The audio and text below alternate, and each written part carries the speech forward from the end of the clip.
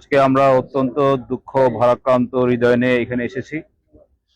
গতকাল রাত্র ৩টার দিকে এখানে হাসানপুর কলেজের উল্টা পাশে দিনাজপুর থেকে যাওয়ার পথে একটি ট্রাকবাহী চালের যেই গাড়ি বা ট্রাক, সেটি এখানে তারা নিয়ন্ত্রণ হারিয়ে এই দুর্ঘটনা ঘটে, যেখানে ৭ জন নিহত হয় এবং ৬ জন আহত, তারা চিকিৎসাধীন রয়েছে।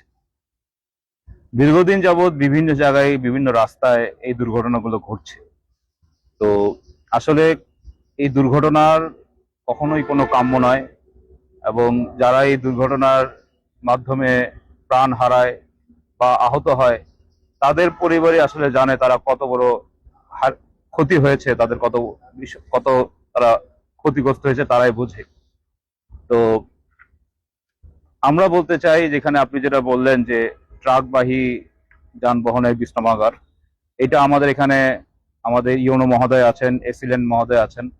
আমরা ওনাদের মাধ্যমে এখানে হাইওয়ে পুলিশ সহ আমাদের ডিসি মহোদয়ের কাছে আমরা বলবো, আমাদের সরকারের কাছে অনুরোধ জানাবো যে যদি সম্ভব হয় এখানে যারা ট্রাক বা বাস অনেক দূর থেকে চালিয়ে আসে, তাদের জন্য যদি একটি ছাউনি বা বিশ্রামাগার করা যায়, তাহলে কিছু সময়ের জন্য হলেও তারা একটু বিশ্রাম নিতে পারে।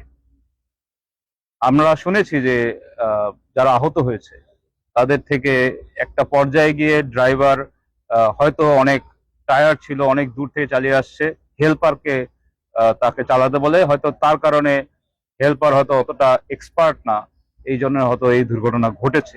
আসলে কি কারণে ঘটেছে এটা মহান আল্লাহ তাআলাই জানে।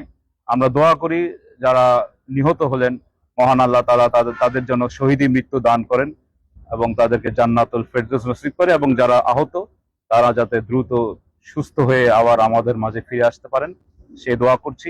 ইতিমধ্যে জেলা প্রশাসনের মাধ্যমে যারা নিহত হয়েছেন তাদেরকে প্রত্যেককে ২৫,০০০ টাকা এবং যারা আহত হয়েছেন তাদেরকে ১৫,০০০ টাকা দেওয়া হয়েছে। ইতিমধ্যে আমরা ইউনো মহোদয় থেকে এটা জেনেছি।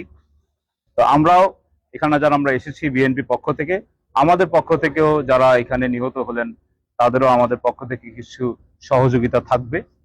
আর আমরা আশা করি যে আগামী দিনে যারা গাড়ি চালাবেন বা যারা কর্তৃপক্ষ লাইসেন্স দেন, একটু দেখে লাইসেন্স দেওয়া উচিত, আসলেই তারা কতটুকু পারদর্শী, যাতে করে ভবিষ্যতে এরকম তাজা প্রাণ না চলে যায়। এটা আমরা কর্তৃপক্ষের প্রতি আহ্বান জানাচ্ছি। আজকে পয়লা বৈশাখী, একটা আমাদের বাঙালির জীবনে অত্যন্ত গুরুত্বপূর্ণ দিন।